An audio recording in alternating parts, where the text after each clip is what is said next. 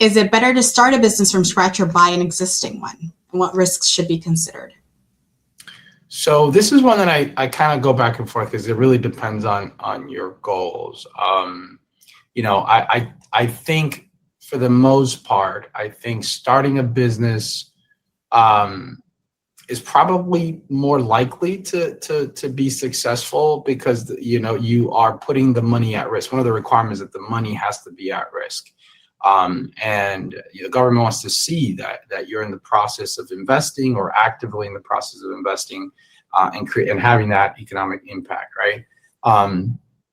That you have invested or in the process. And so if you start the business and you are growing, it's clear that you're putting the money at risk, right? And you're creating that economic impact. Obviously, sometimes it takes time.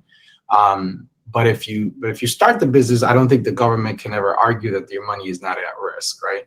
Some of the consulates out there will give you a problem if you buy an existing business, because usually what we've done when you're buying an existing business is we'll have a contingency agreement, right, with an escrow account of some sort where the money's put in escrow and the purchase of the business is contingent on the issuance of a visa, right? And I like this option too because it creates a significant measure of certainty for you if you're the investor, right? I mean, nobody wants to invest $150,000 into the United States economy. You don't have a visa yet, and there's no guarantee that you're going to get the visa, right?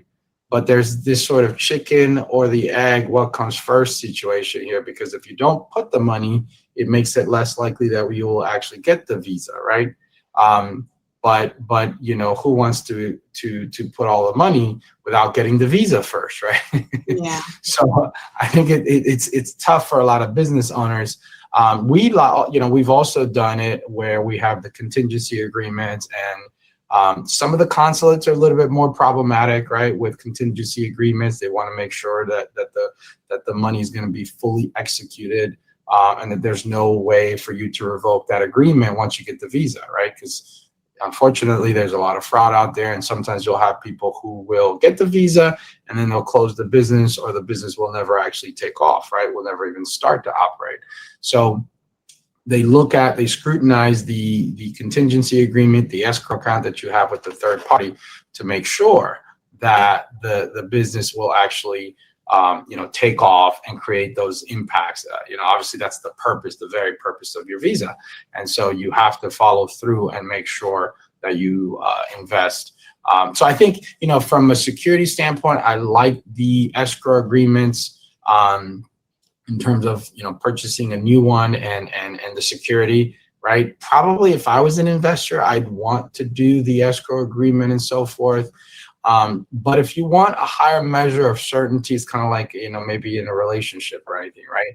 The best way to make sure that your relationship thrives is to put yourself all in, right? Because if you're kind of out and you're not fully committed to it, it's probably not going to work. And I think the visas are sort of that way as well, right? I think you kind of have to commit yourself to it. And when the government sees that you're fully committed, you're invested, you put all your money in it, you're doing everything you can to get it running, you've hired a manager, you've secured facilities that are sufficient for the enterprise, and you've started, created a bank account, you're starting to, make those agreements to get the business running, then I think the more likely it is that you're going to get a visa, as opposed to where it's an escrow. I think it's sort of easier to deny the visa if you don't see how that money is being deployed and how that economic impact is starting to develop. What do you think, Mallory? What do you think? I agree. Sometimes when you're buying an existing business, you don't know what it kind of comes along with it. It could be, dead in there, and you don't really know what you're buying sometimes. So, it's very risky sometimes to buy a business. It does sometimes, you're able to show operating costs, and you're able to even show income sometimes, which obviously a newer business, or if you're starting something, you're not going to be able to show that. But we have been able to kind of move forward with both scenarios. I think definitely, even with new businesses, you want to kind of, or we look into business plans to kind of have that outlined already, to be able to show the government that that's the idea of how we're going to move forward with the company. So, I think both scenarios, work for e-visas. So we're not limited to just one type. We just have to look at the pros and cons of each process. And I think it's just different depending on the investor, right? Your risk tolerance, how committed, how significant or important, like how invested, how committed are you to getting to the United States? So if you're fully in, I mean, I tend to think that going all in and starting your business, I mean, I think it probably has a better chance than doing the escrow agreement and the purchases.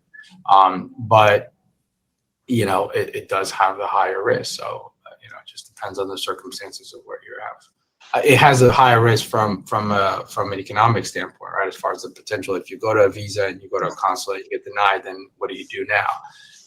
Although, the other thing that I think is significant about starting your own business is that you also probably can control your profits better, right? Like you can kind of, if you have a good business plan, and this is one of those things that out there, should you hire, one of those other questions that we always get, should you hire a business plan writer to develop your case? And we've done it both ways, right? We work with really good business plan writers, but I think the critical point here is to make sure that you are fully involved and fully immersed in the development of that business plan, right? So that when you go to the embassy, the business plan is truthful, it's accurate, you are aware of it, and not only for the initial issuance, but that you understand and are fully involved in deploying and actually fully implementing that business plan over the next 5 years so that you can actually do the renewal, right? Because we find that oftentimes some people will say, well, I hired a business plan, and they may not even remember. They'll go to the embassy and the officer will ask a question, they won't even know what the business plan said, right? Or they'll hire a business plan writer and they'll go to renew the business visa in 5 years, and come to find out they haven't done very much or any of what was in the business plan, right? And then we're having to figure out how to scramble and figure out, do we do a new visa altogether, or what do we do? Because the renewal is going to be a bigger challenge if you haven't actually followed through. It's an issue of trust, right? Can the government trust in you in giving you more time if you didn't do any of what you previously told? And businesses, circumstances change, right? And economic environments change. Obviously a lot of businesses out there are dealing with high inflation, different tariffs, impact of tariffs and so forth. And so you do have to adapt, and some adaptation is expected and it's normal, and we can always deal with that. But you need to be aware and fully involved in understanding what your business plan says, and so you can be successful. Right. Have questions about immigration, visas, or your options in the United States?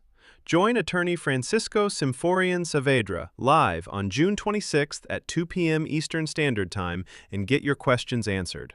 This is your opportunity to gain valuable insights, learn about current immigration topics, and have your questions addressed in real time.